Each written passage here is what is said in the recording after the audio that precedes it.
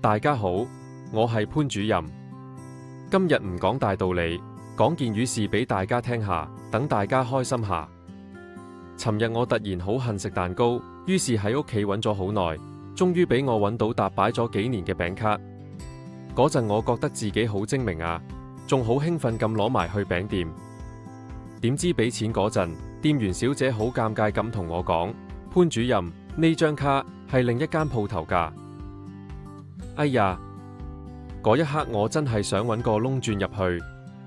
點解平時咁精明嘅主任會犯啲咁嘅錯？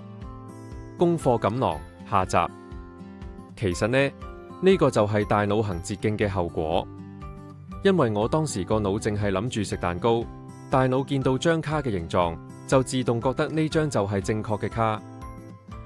向觀眾點頭。呢種模式辨識係大腦嘅本能，佢為咗幫我慳力，竟然連 logo 都幫我過濾埋。呢個就係我哋平時講嘅睇唔到重點。粗略地向觀眾點頭。所以我想用呢件事鼓勵下各位家長同埋老師。如果小朋友有時粗心大意，睇錯嘢，唔好急住鬧。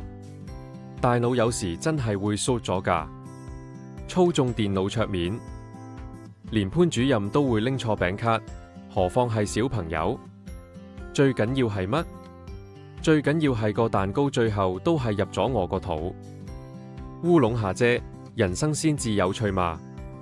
我係潘主任，我哋一齊喺生活嘅小錯誤入面揾到同行嘅趣味。向觀眾點頭。我係潘主任，我哋一齊喺生活嘅小錯誤入面揾到同行嘅趣味。我哋下次見。